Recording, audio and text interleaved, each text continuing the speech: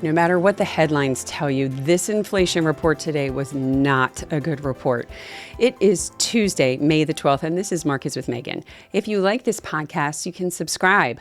There's an alarm bell that you can hit underneath. You can share it with your friends, family, colleagues, anybody who's interested in that economic data that we receive every day. And what does it mean for the markets, interest rates, and the economy? Well, today we got the very much anticipated inflation report, the Consumer Price Index for the month of April.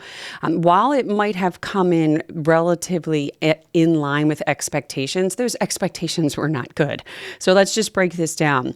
The headline level, which includes everything in that index rose 0.6% in April. That's after 0.9% gain in March. So when you look at the 3-month moving average of this index, it's the highest we've seen since July of 2022. Again, another very high inflation period when the Fed was aggressively raising interest rates.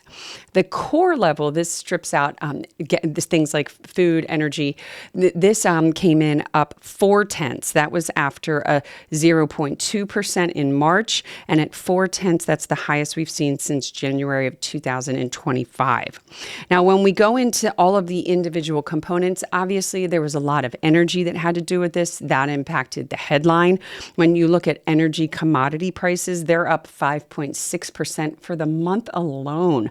And that's 29% on a year-over-year basis. That's a big burden for consumers.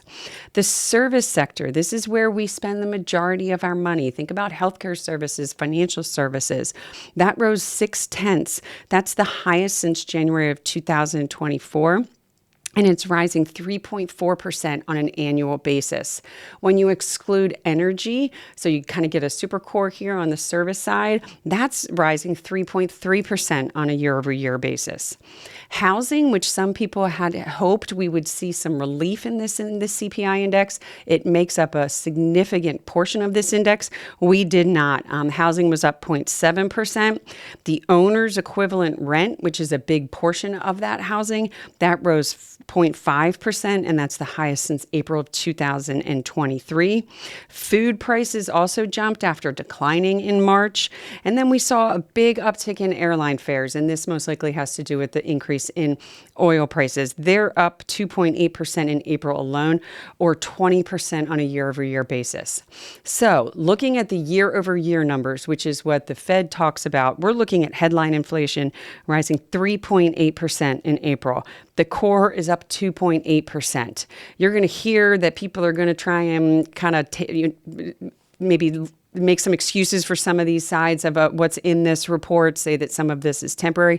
I don't really care what is said. This is not a good report. This is now, we're in the second month here with inflation data of what's going on in the Strait of Hormuz and the Middle East conflict. And this is filtering into this data. I think there still is optimism that this is transitory. We don't know yet. 2 months. We'll see if the Strait of Hormuz opens up immediately, that we could see some relief here. But there doesn't look like there's an end in sight right now with that. So this is concerning for us. We were concerned about inflation. For sure keeps the Fed on hold when the new chairman comes in, when they come for their first meeting in June.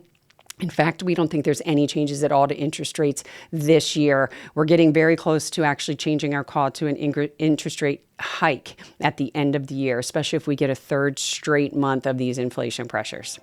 That's all we have today. If you want a history of our podcast, you can go to marketswithmegan.fm. Thank you.